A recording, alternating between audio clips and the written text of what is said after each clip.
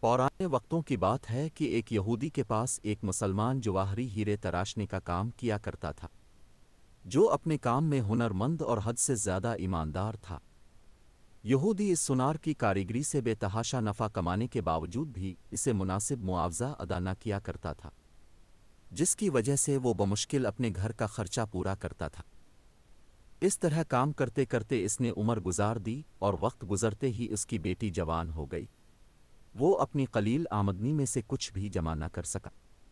بیٹی کی شادی کے لیے سونار مسلمان نے یہودی سے کچھ رقم بطور ادھار مانگی۔ کروڑ پتی ہونے کے باوجود یہودی نے رقم دینے سے معذوری ظاہر کر دی، جس پر سونار اپنی قسمت کو برا بھلا کہتا ہوا گھر لوٹ آیا۔ رقم ادھار نہ ملنے پر بیوی نے سخت ناراضگی اور طعنوں سے اس کا استقبال کیا۔ پریشان حال بیچارہ ساری رات سوچتا رہا کہ بالآخر اب کیا ہوگا۔ دوسرے دن وہ دکان پر کام کے لیے نہ گیا۔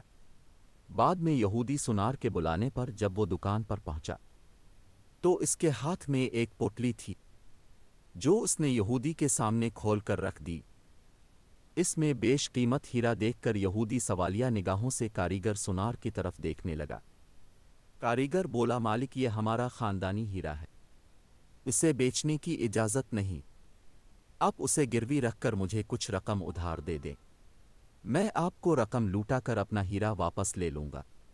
یہودی راضی ہو گیا۔ مسلمان کاریگر نے قرضے کی رقم سے بیٹی کی شادی کر لی، پھر دن رات محنت کر کے قرض کی رقم آہستہ آہستہ ادا کرنے لگ گیا۔ قرضے کی آخری قسط ادا کرنے کے بعد مسلمان کاریگر نے اپنے ہیرے کا مطالبہ کیا۔ یہودی نے وہ ہیرا لا کر اس کے سامنے رکھ دیا۔ ہیرا تراشنے والے کاریگر نے ہیرا لے کر پانی میں رکھ دیا۔ دیکھتے ہی دیکھتے ہیرا گل کر ختم ہو گیا۔ ہیرا تراشنے والے کاریگر نے کہا، مالک یہ مصری ڈلی تھی، جسے میں نے اپنے فن سے ہیرے کا اس طرح سے روپ دیا تھا کہ اب جیسا سونار بھی دھوکا کھا گیا۔ اپنے میری عاجزی اور درخواست پر قرضہ نہ دیا، جس کی وجہ سے مجھے یوں اب سے رقم نکلوانی پڑی۔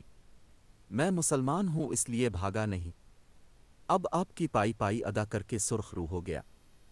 افسوس کہ اپنے میری قدر نہیں کی، اس لیے ملازمت چھوڑ کر جا رہا ہوں۔